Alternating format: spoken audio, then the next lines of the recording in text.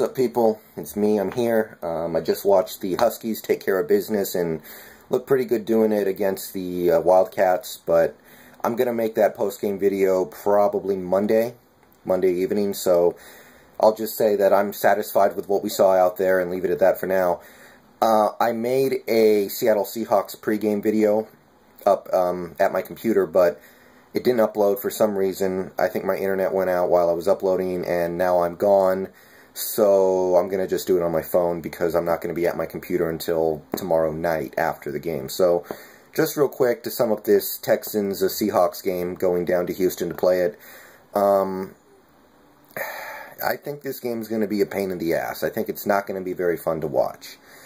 You know, I look at this game, and the elephant in the room with this team right now, other than the fact that they're playing great football and they've been putting together good performances, especially on defense, is this offensive line. You know, we have some problems there right now. Obviously, we all know about Russell Okung. He's going to be out until probably week 12 or 13, I think. And that's a bummer, but I'm okay with it, knowing that he's going to be back in time for the really important games. As long as he gets back for the end of the season and the playoffs, then, you know, it's whatever. But that's not the only thing we're faced with right now. The offensive line is going to be missing in all likelihood. I think it's pretty much a foregone conclusion at this point. We're not going to have Brino Giacomini, or Giacomini, I don't know how you say it, but Giacomini tomorrow, our right tackle. Now, I don't think he's a great player. I can remember, you know, at least one play against Jacksonville where he looks like he's not a, you know, NFL offensive tackle, and you just go, what is he doing out there? He's getting our quarterback killed. But he is worthy of being a starter in this league most of the time. So, and beyond that, he's better than the guy behind him, or else he wouldn't be starting. So, that is certainly a thing we have to deal with. But the big blow to me is we're not going to have Max Unger tomorrow. Almost definitely. I would be really shocked if Max Unger played. He's the center. He made the Pro Bowl last year. He's a really good run blocker. He helps make that running game go.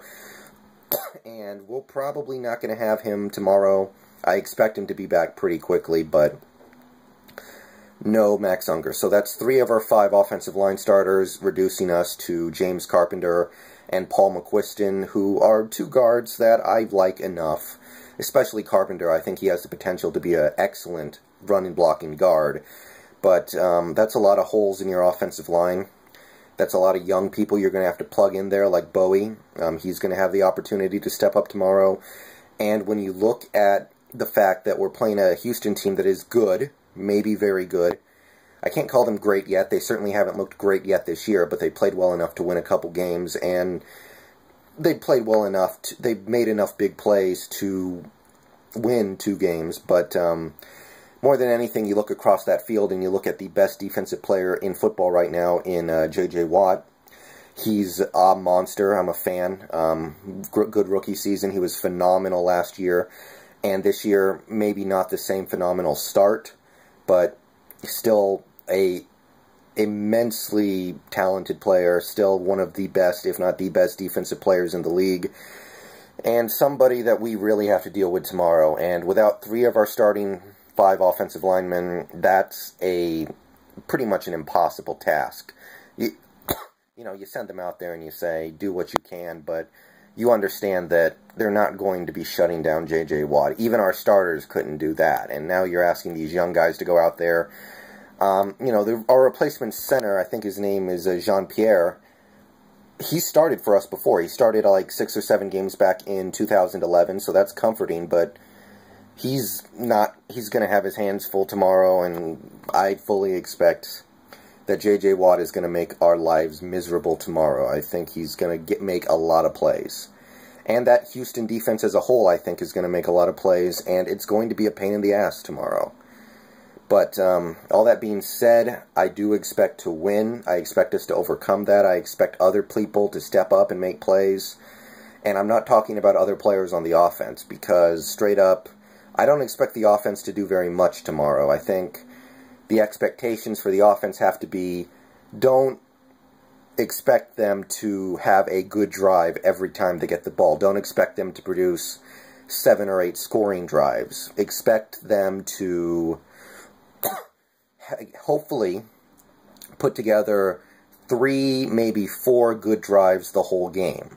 You know, just those 3 or 4 times throughout the course of the game where you're not committing penalties, people are catching passes, people are following their assignments, and you get down and you score, and at the end of the game, maybe the other 7 or 8 drives you had didn't get you anything or ended in maybe even disaster, but those 3 or 4 good drives were enough to get 14, 16, 20 points on the board.